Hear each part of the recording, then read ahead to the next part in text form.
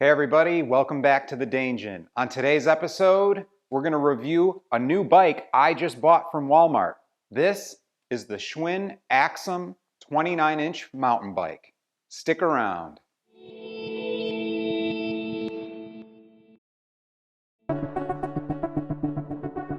Nice to be in orbit.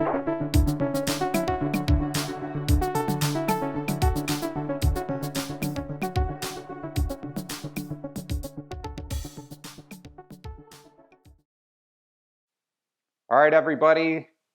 Like I said before, today we're going to do something different, and I'm going to put together a brand new mountain bike that I just purchased from Walmart.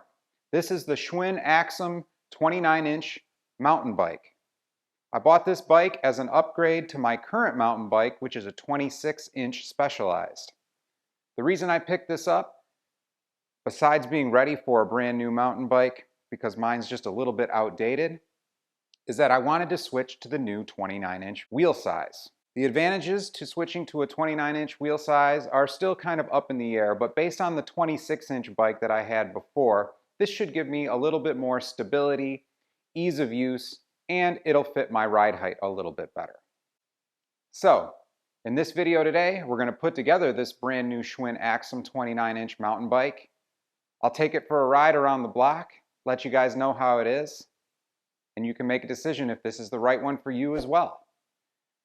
If you haven't already, make sure you hit that like and subscribe below, and let's get going. Unboxing the Schwinn Axum was rather easy. It came delivered to my door in about 2 days. It weighs about 35 pounds, and the box was easy to handle and get into the garage. Once everything was opened up, I found that the Axum is actually in about 4 different parts. Those 4 parts include the seat, the front wheel, the handlebars, and the pedals.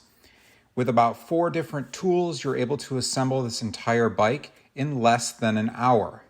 I would say the toughest part of assembly was making sure that everything was positioned for the ride height that I had in mind in setting up this bike.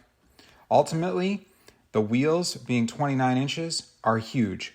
The video footage here doesn't really do it justice, but this bike is massive, and it truly dwarfs a 26-inch bike that I'm used to.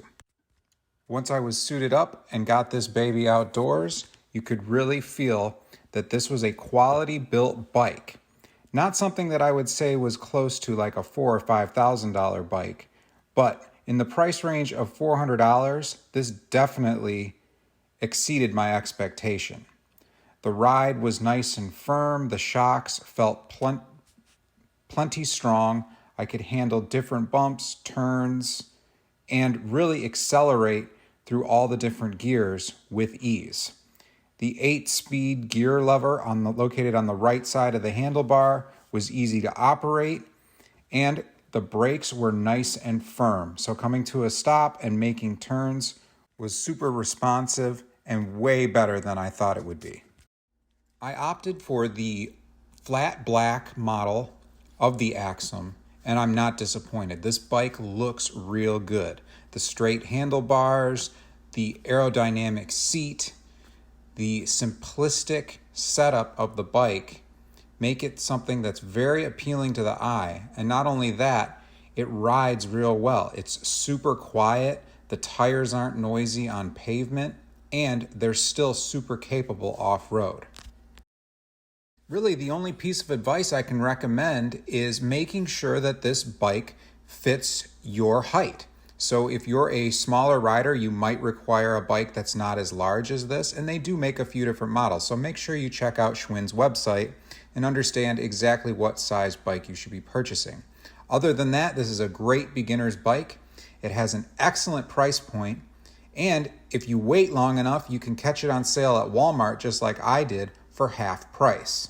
If you guys have any questions on the Schwinn Axum, make sure you ask them in the comments below. Make sure you hit that like and subscribe. And thanks for tuning in to The Dangin. I'll talk to you guys next time.